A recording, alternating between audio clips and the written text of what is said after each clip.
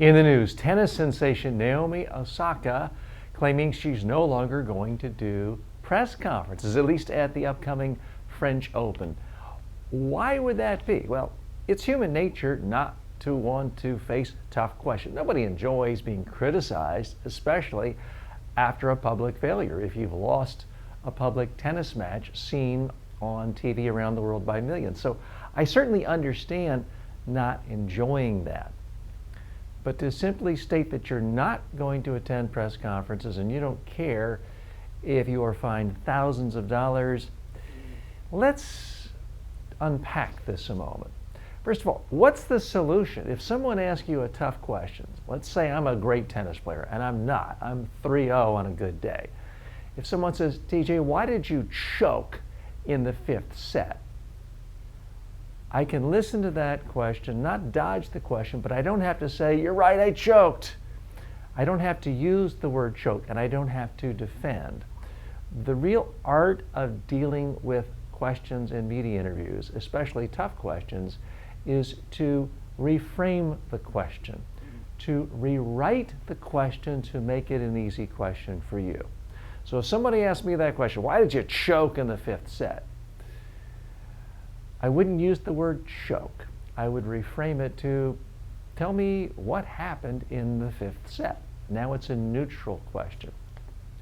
And I can talk about something. In the 5th set, my opponent's serve became even harder, and I congratulate them for their superior play. Something like that.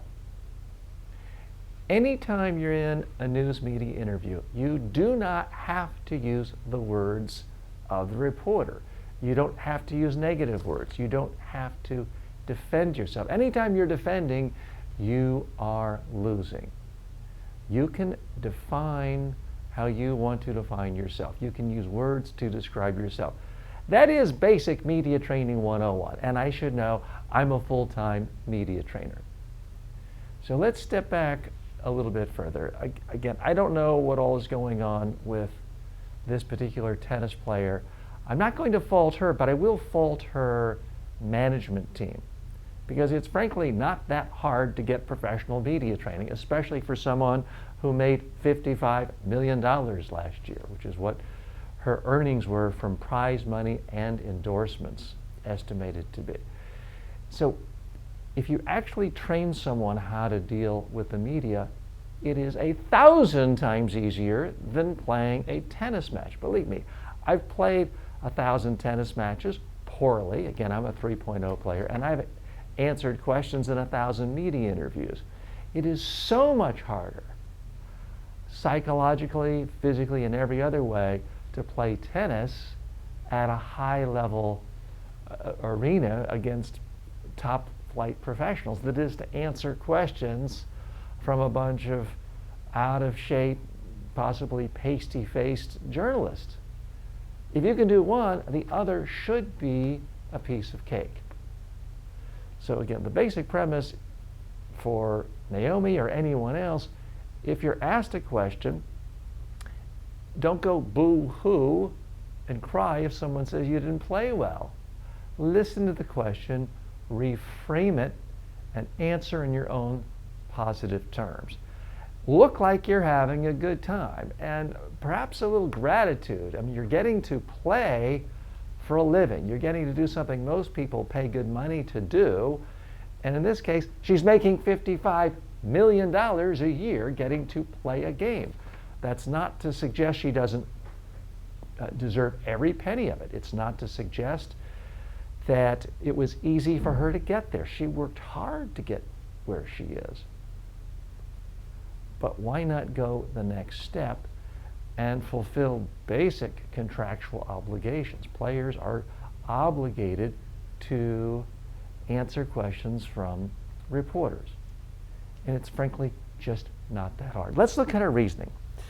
This is according to a message she posted on Instagram. Hey everyone, hope you're doing well. I'm writing this to say I'm not going to do press during Roland Garros, the French Open.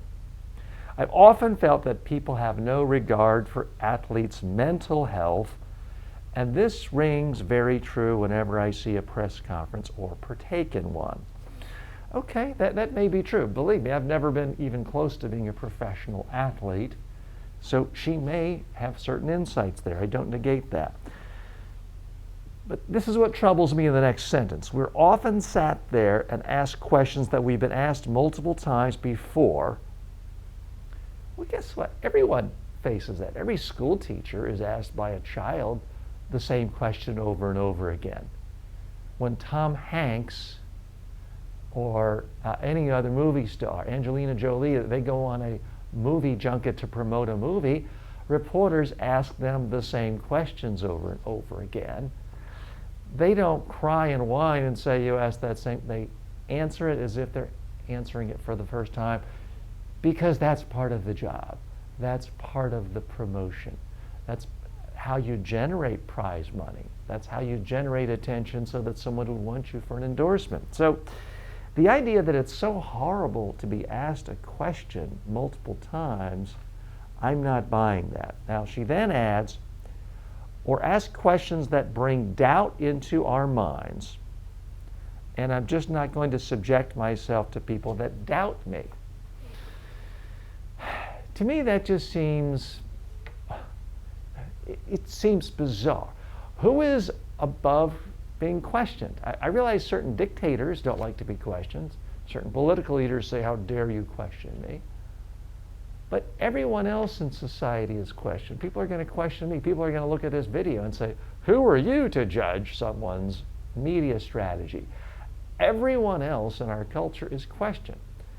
And the idea that an athlete who is fabulously wealthy, fabulously rich, is beyond being questioned just strikes me as the height of arrogance. Now, I'm not calling Naomi arrogant, but I think at some point members of her team are giving her poor advice.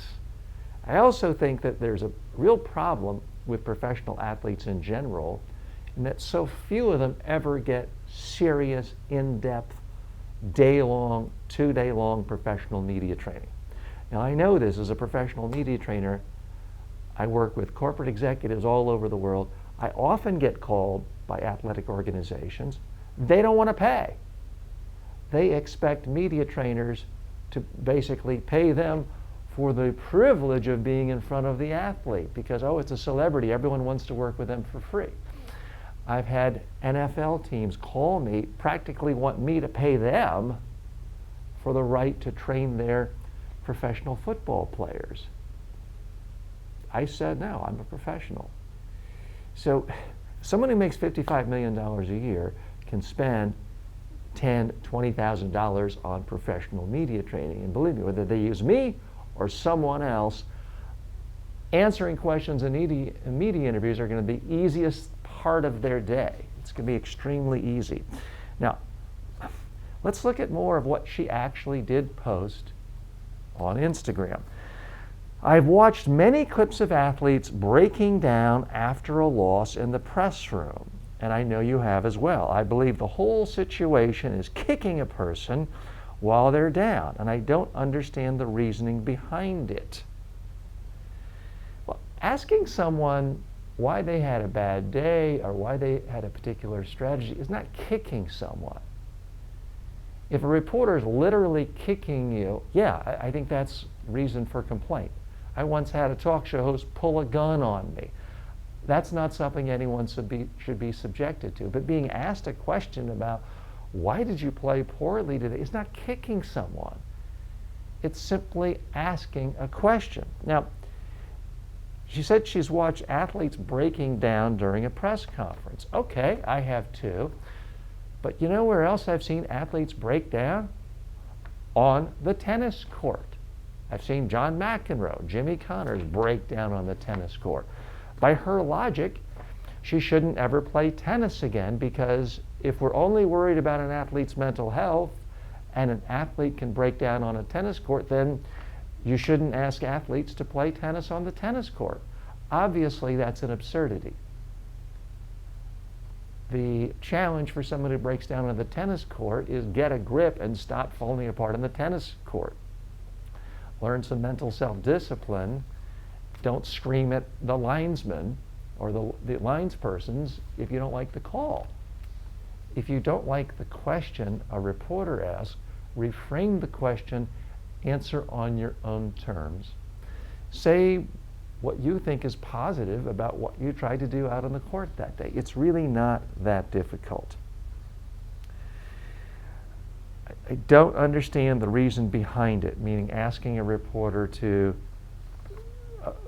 or a tennis player, an athlete, to face questions from the reporter. Well, here is the reason behind it. And Billie Jean King has been one of the great tennis wonders, and really someone who created the whole sporting industry of women's professional tennis, gave the reason. So the reason is we were begging to get attention for the sport so we could get the attention of TV networks, so we could get the attention of sponsors, so we could get the attention for prize money to create an actual professional sport.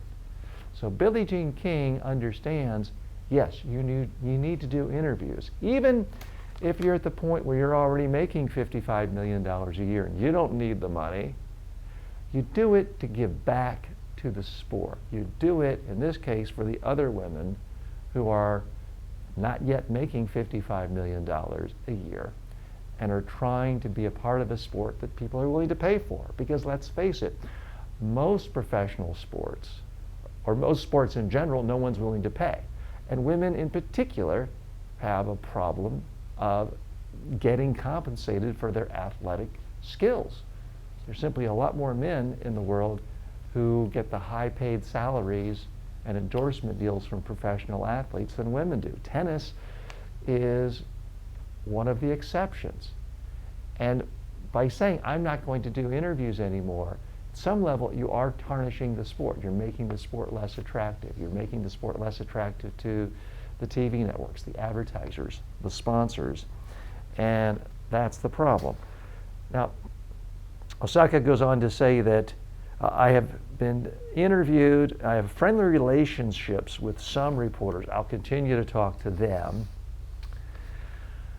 That's not the deal. That's not the deal with reporters. The whole concept of a fair press, an unbiased press, a free press in the world is it's not just about getting friendly reporters to say nice things about you and never challenge you. This is one reason why democracies in a lot of part of the world are falling apart, because people are buying into this idea that they should never have to face a tough question. She continues to say, if the organizations think they can just keep saying, do press or you're going to be fired, and continue to ignore the mental health of the athletes that are the centerpiece of their cooperation, then I just got to laugh.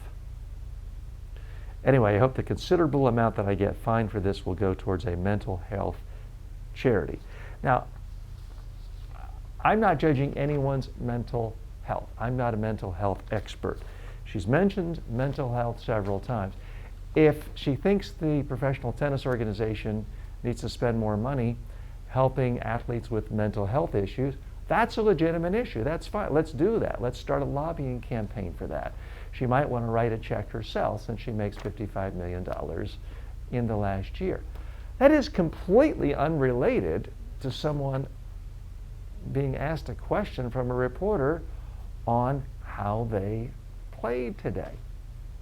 Now, of course, a reporter could always ask a wildly inappropriate question about, your child or a family member doing something at a party 3 weeks ago that is unrelated to you, in which case you can ignore that question, put a smile on your face and say, I'm happy to talk more about the match today.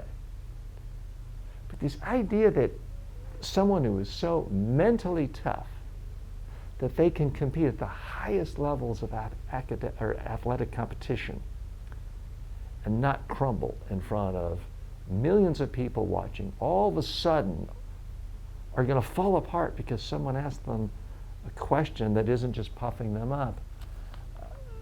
I'm not buying that. There's something else going on here.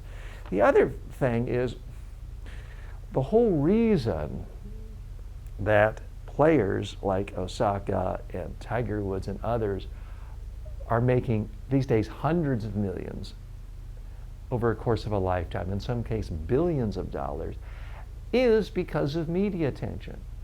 What's driving it is the core athletic skill. But for every dollar they make in prize money, most of them at the highest levels are making $10 or even $100 through endorsement deals for them speaking in front of the media. So to then say, no, I'm not going to talk to the media, is very short-sighted. And it's essentially biting the hand that feeds you. So I hope that Naomi reconsiders this. I hope that others don't see her as a role model.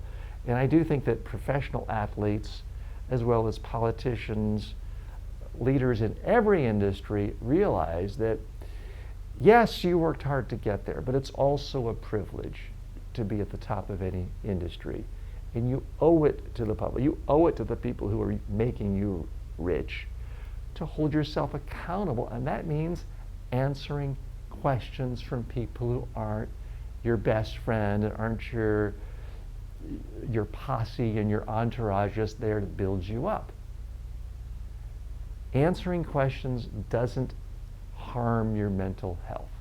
It can actually enhance your mental health because it gives you a chance to display confidence and talk about the good work you've accomplished in your life. So that is my wish for all athletes and leaders in every industry. And for goodness sake, apologies for sounding self-serving.